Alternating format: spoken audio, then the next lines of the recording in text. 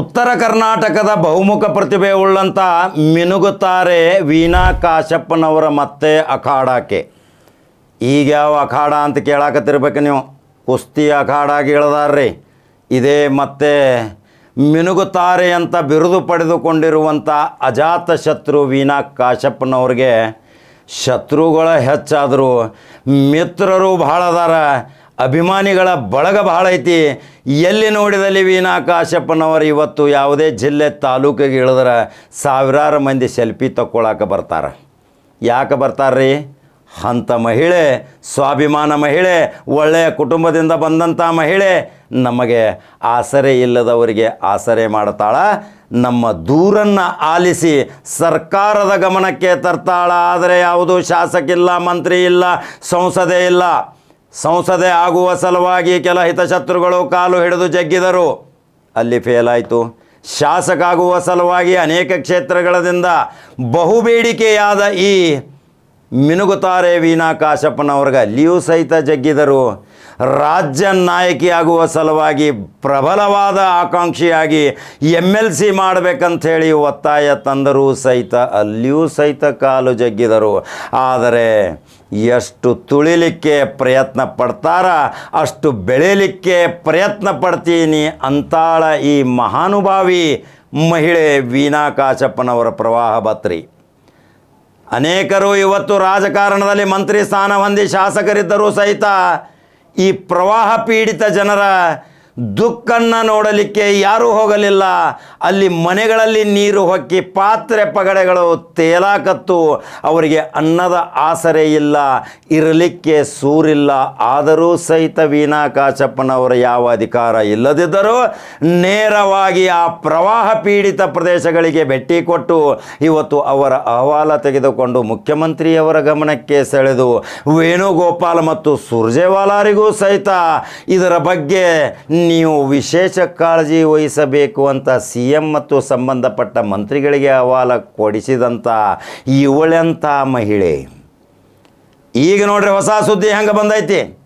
ಕರ್ನಾಟಕ ರಾಜ್ಯದ 5 ಕ್ಷೇತ್ರಗಳಲ್ಲಿ ಬಂದು ನಿಂದಿರಬೇಕು 28ಕ್ಕೆ ಅಂತೇಳಿ ಈಗಾಗಲೇ ಜನ ಕುಣಿದು ಕುಪ್ಪಳಿಸಾಕತ್ತಾರ. ವೀಣಾ ನಮ್ಮಲ್ಲಿ ಶಾಸಕಿಯಾಗಬೇಕು, ಕೇವಲ ಬಂದು ಕೈ ಮುಗಿದರೆ ಸಾಕು, ನಾವು ನೇರವಾಗಿ ವಿಧಾನಸಭೆಗೆ ಕಳಿಸ್ತಾನಂತಾರ. ಇದೇ ತೇರದಾಳ ಮತಕ್ಷೇತ್ರದವರು, ಬಾಗಲಕೋಟೆ ನಗರದವರು, ಶಿಗ್ಗಾಂವದವರು ಮತ್ತು ಬೆಳಗಾವಿ ಅಷ್ಟೇ ಅಲ್ಲ, ಧಾರವಾಡದ ನಗರ ಶಾಸಕಿ ಆಗಲಿಕ್ಕೆ ತುದಿಗಾಲ ಮೇಲೆ ನಿಂತಾರ. ಅಲ್ಲಿ ಓಟ್ ಹಾಕುವ ಸಲುವಾಗಿ ಅಲ್ಲಿರುವಂಥ ಶಾಸಕನನ್ನು ಸೋಲಿಸಲಿಕ್ಕೆ ವೀಣಾ ಕಾಶಪ್ಪನವರ್ ಧಾರವಾಡ ನಗರ ಶಾಸಕ ಆಗಲಿಕ್ಕೆ ಪ್ರಬಲ ವ್ಯಕ್ತಿ ಅಂತೇಳಿ ಈಗಾಗಲೇ ಟ್ರೋಲ್ ಮಾಡಾಕತ್ತಾರ. ನೋಡಿರ್ಬೇಕು ನೀವು.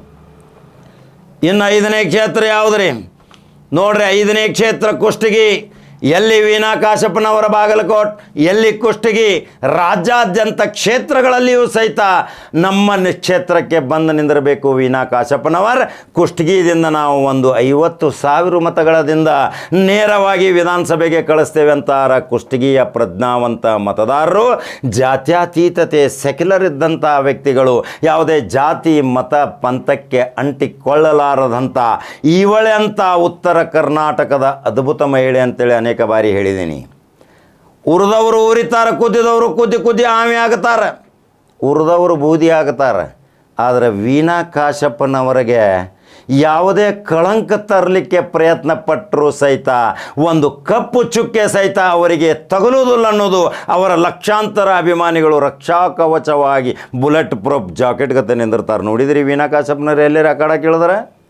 ಮೊನ್ನೆ ತೇರದಾಳದಲ್ಲಿ ಕ್ಷೇತ್ರದಲ್ಲಿ ಒಂದು ಕುಸ್ತಿ ಅಖಾಡಕ್ಕೆ ಈ ವೀಣಾ ಕಾಶಪ್ಪನವರನ್ನು ಕರೆದು ಉದ್ಘಾಟನೆ ಮಾಡಿಸ್ತಾರೆ. ಅಲ್ಲಿಯ ಮಹಾನುಭಾವರು ಬಸವರಾಜ ಅಂತ ಒಬ್ಬ ರಾಜಕೀಯ ಚಿಂತಕ, ಒಳ್ಳೆಯ ವ್ಯಕ್ತಿ, ಸ್ವಾಭಿಮಾನದ ವ್ಯಕ್ತಿ.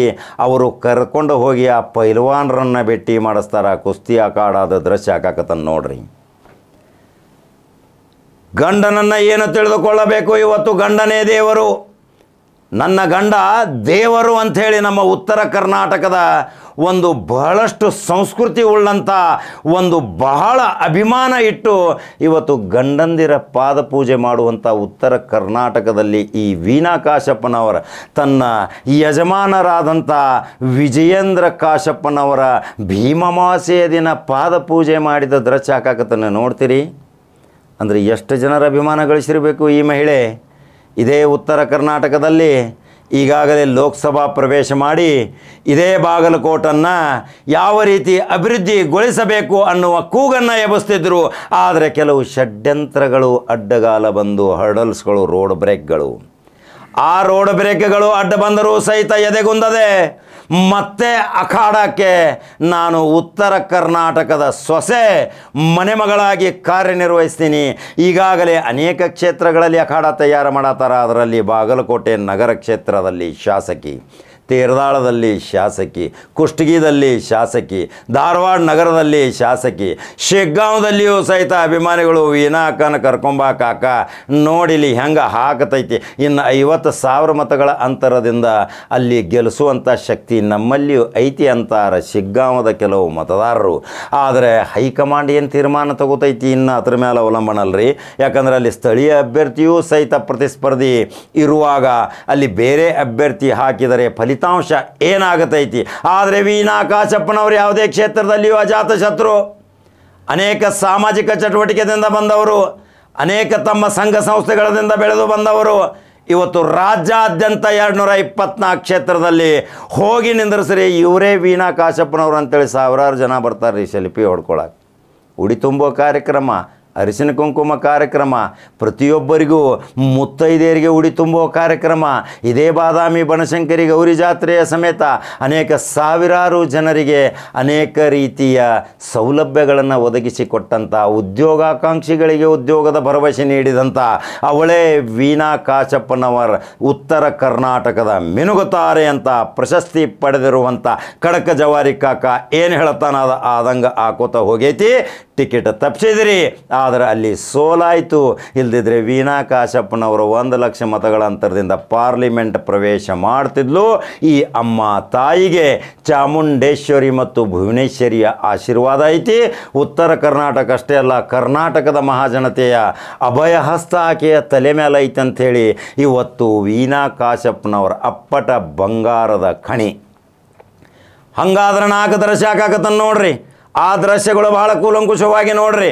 ಅಭಿಮಾನಿಗಳ ಬಳಗ ಎಲ್ಲಿ ಅಖಾಡ ಕೇಳಿದ ತಕ್ಷಣ, ಎಲ್ಲಿ ಆ ಗ್ರಾಮಕ್ಕೆ ಹೋಗಿದ ತಕ್ಷಣ ಹೆಂಗೆ ಮುಕುರಿ ಬೀಳ್ತಾರ, ನಮ್ಮಕ್ಕ ಬಂದಳು, ನಮ್ಮ ತಾಯಿ ಬಂದಳು, ನಮ್ಮ ಮನೆ ಮಗಳು ಬಂದಳು ಅಂತೇಳಿ ಅಷ್ಟೊಂದು ಖುಷಿಯಿಂದ ಹಾರೈಸ್ತಾರ. ಆ ದೃಶ್ಯಗಳನ್ನು ಹಾಕಿದ ತಕ್ಷಣ ನೀವು ನಂಬರ್ 1 ನ್ಯೂಸ್ ಕನ್ನಡ ಯೂಟ್ಯೂಬ್ದಾಗ ಬಟನ್ ಹೊಡಿತೀರಿ. ಕರ್ನಾಟಕ ರಾಜ್ಯದಲ್ಲಿ ಇಂಥ ಮಹಿಳೆಯರು ಅದಾರ. ಈ ಎಲ್ಲದರಲ್ಲಿಯೂ ನಂಬರ್ 1, ರಾಜಕಾರಣದಲ್ಲಿ ನಂಬರ್ 1, ಸಮಾಜ ಸೇವೆಯಲ್ಲಿ ನಂಬರ್ 1.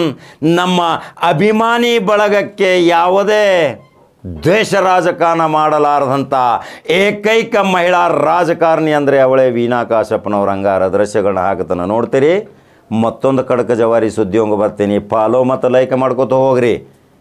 ಇನ್ನು ಯೂಟ್ಯೂಬ್ದಾಗ ಬಟನ್ ಹೊಡಿರಿ, ಶಕ್ತಿ ತುಂಬ್ರಿ. ಮತ್ತೊಂದು ಸುದ್ದಿಯೊಂಗ ಬರ್ತೀನಿ. ನಮಸ್ಕಾರ.